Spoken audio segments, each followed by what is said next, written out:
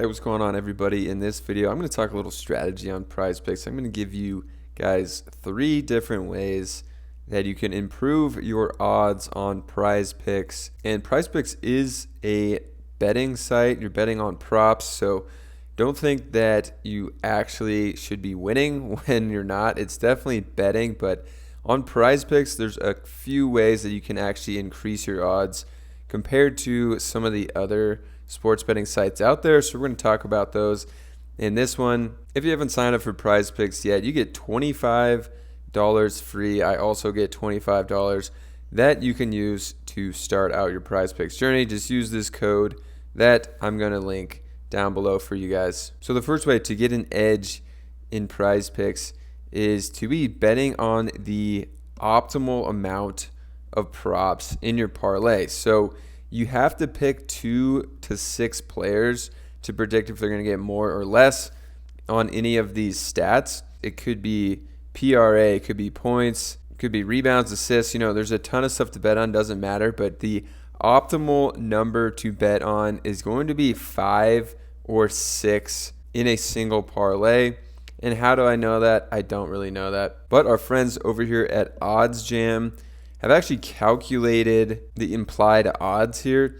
So if you're only betting on 2 legs in Prize Picks, your odds are minus 137. Betting 3 is minus 141. Betting 4 is minus 128. For some reason, they just stopped the graph there, but then they say down below, 5 and 6 pick flex play entries are mathematically optimal, and the implied odds for both are roughly minus 119. So you can see you're actually gaining a pretty massive edge if you're doing a 5 and 6 pick flex. So that means I'm just going to take some random ones here. That taking 5 is obviously harder to hit on, but if you play enough times, this should be your bets odds in the end of playing on 5 of these flex plays. So if you hit on all 5, you get a 10x multiplier. On all 4, you get a double, and then 3, you even get paid out a 0.4 multiplier.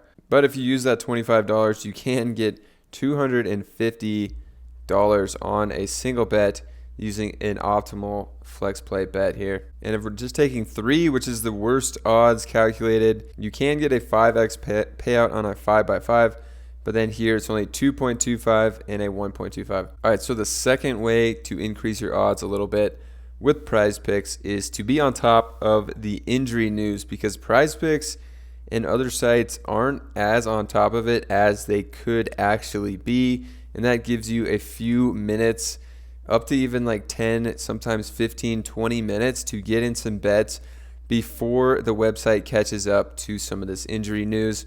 And to get the most up-to-date injury news, a lot of people use Underdog here, which is definitely a great source, but I'll show you why Underdog's not the best source. It's a little delayed, and we'll check that out here. Al Horford. So they announced this news at 11:41 a.m. Pacific time, so that's actually 2:30 p.m. Eastern time, and you can actually come to the NBA injury report. I'll link this as well as the OddsJam article in the description. But we can see at the 1:30 p.m. Eastern report that comes out from the NBA, no mention of Al Horford in this report. And these are exactly on the dot on the time. Then you open up the 2:30 p.m. report, and Al Horford is showing up here as questionable. So that was exactly at 2:30. It did take 11 minutes on the delay for Underdog to report this news.